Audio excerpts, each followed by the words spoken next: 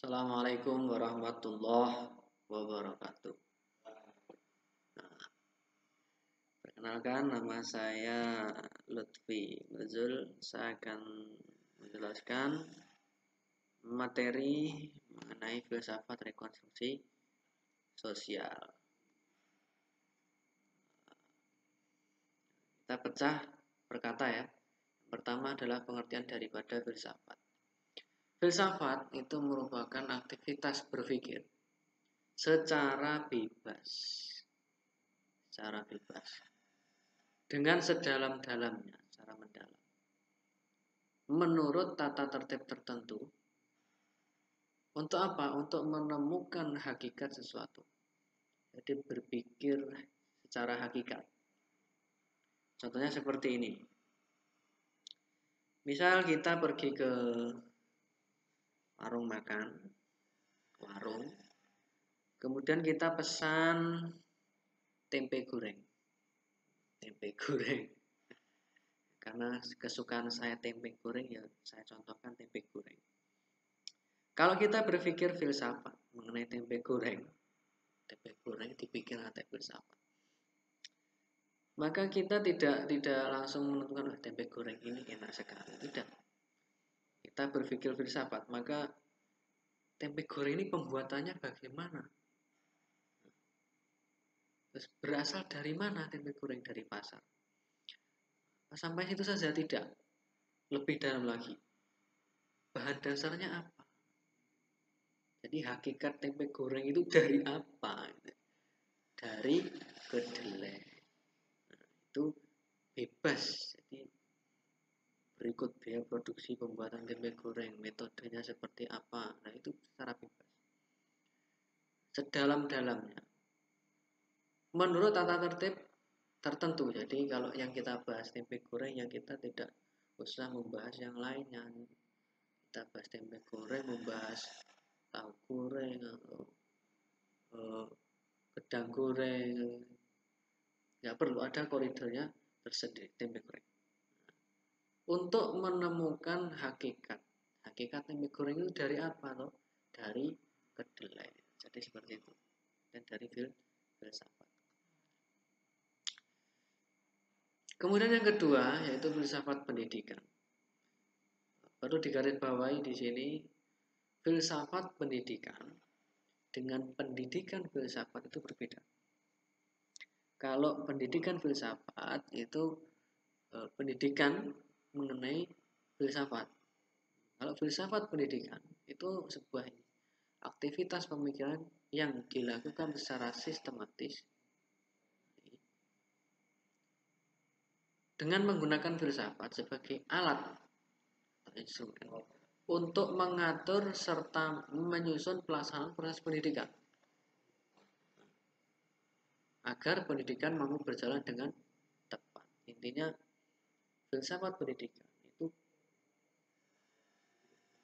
berpikir aktivitas pemikiran menyusun proses pendidikan baik itu dalam menentukan tujuan, kemudian materi, kurikulum, metode dan lain-lain dengan mengacu pada filsafat tertentu.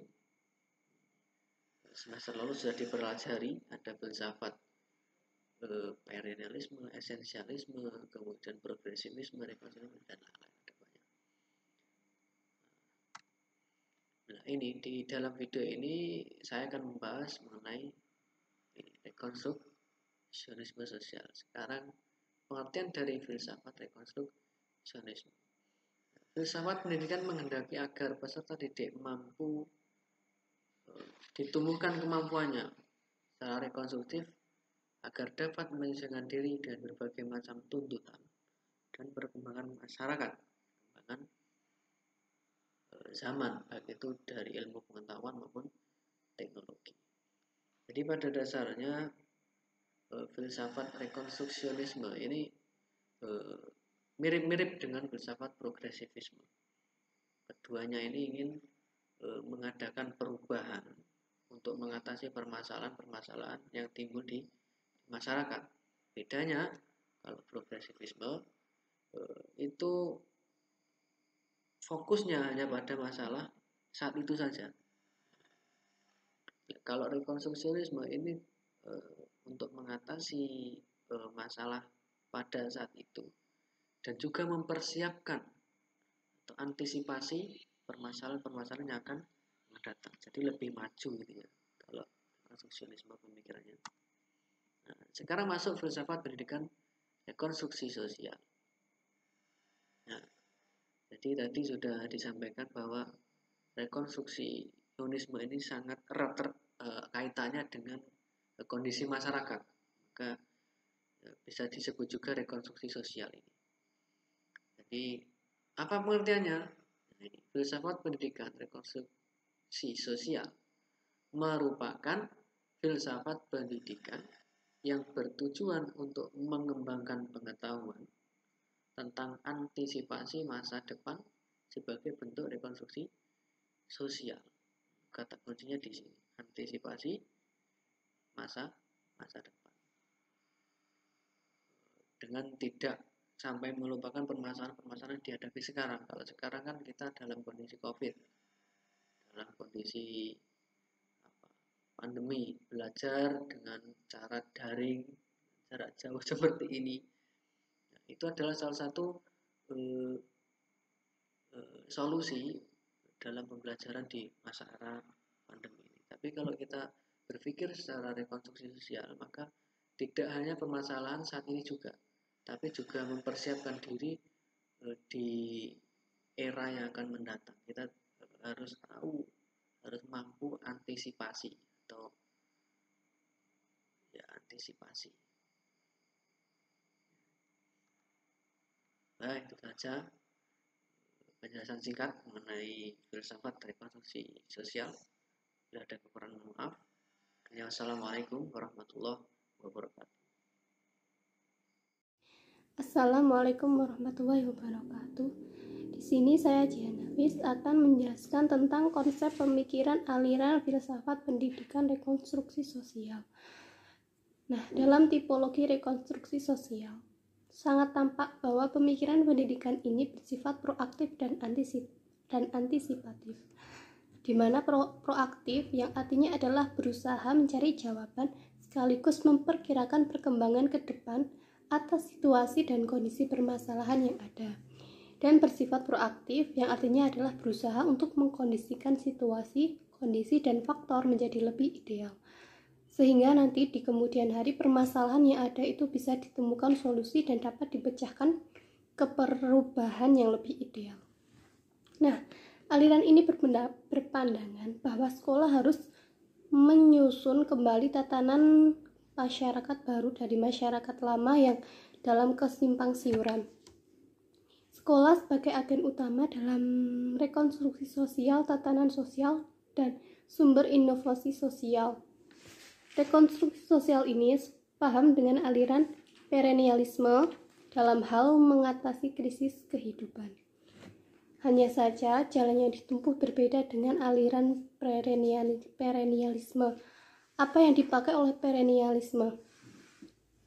Rekonstruksi sosial ini berusaha mencari kesepakatan semua orang mengenai tujuan utama untuk mengatur tata kehidupan manusia dalam suatu tatanan baru. Dan proses pendidikan rekonstruksi sosial ini ingin merubah atau merombak tata susunan lama dan membangun tata susunan hidup kebudayaan yang baru. Sehingga rekonstruksi sosial ini memiliki dua perspektif, yaitu masa kini yang mengandung progresivisme dan masa depan yang bersifat futuristik.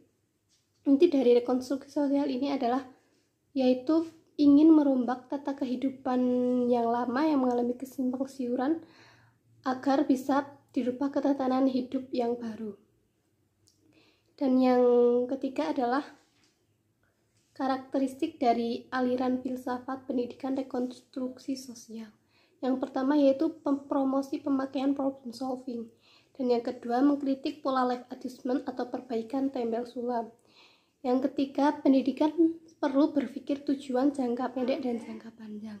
Yang keempat, pesimis terhadap pendekatan akademik, akan tetapi fokus terhadap agen perubahan. Yang kelima, pendidikan berdasarkan fakta. Dan yang keenam, learning by doing, yaitu belajar sambil bertindak. Adapun prinsip-prinsip dari pendidikan rekonstruksi sosial ini adalah perubahan mendasar pada tata masyarakat.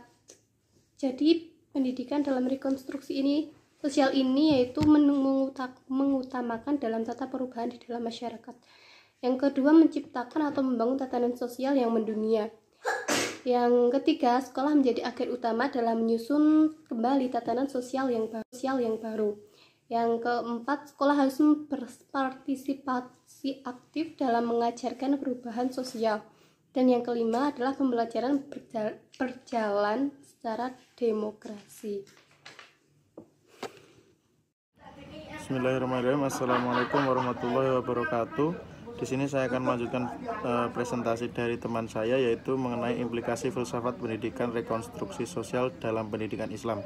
Nah, implikasi dari filsafat rekonstruksi sosial yaitu di mana pengembangan kurikulum dalam pendidikan Islam lebih menekankan pusat perhatian terhadap problem-problem sosial dan budaya yang sedang dihadapi masyarakat, dan berharap agar siswa atau peserta didik dapat memecahkan masalah-masalah tersebut. Jadi jika dilihat dari segi pandang implikasinya, yaitu agar para siswa itu bisa memecahkan masalah-masalah kesosial budayaan dalam masyarakat. Nah, melalui pengetahuan dan konsep-konsep yang telah dipahami dan diketahui. Nah, jadi memecahkan masalah-masalah tersebut melalui konsep-konsep yang sudah dipahami dan diketahui melalui pendidikan yang sudah berjalan. Nah, dengan dilandasi pandangan aliran interaksional, kurikulum rekonstruksi sosial mengharapkan peserta didik dapat berinteraksi, bekerja sama dengan peserta didik lainnya maupun sumber-sumber belajar yang tersedia. Nah, guna tadi memecahkan masalah yang dihadapi dalam masyarakat dan membentuk masyarakat yang lebih baik. Untuk itu, fungsi pendidikan Islam adalah upaya menumbuhkan kreativitas peserta didik, memperkaya khazanah budaya manusia, memperkaya isi nilai-nilai insani dan ilahi, serta menyiapkan tenaga kerja produktif. Seperti itu implikasi dari filsafat pendidikan rekonstruksi sosial dalam pendidikan Islam. Ya, intinya memecahkan masalah-masalah sosial budaya dalam masyarakat yang terjadi dengan tujuan agar masyarakat itu menjadi lebih baik atau membentuk masyarakat yang lebih baik. Mungkin dari itu saja dari saya. Sekaligus presentasi dari kami akan saya tutup juga. Kurang lebihnya mohon maaf. Billahi taufiq wal hidayah. Wassalamualaikum warahmatullahi wabarakatuh.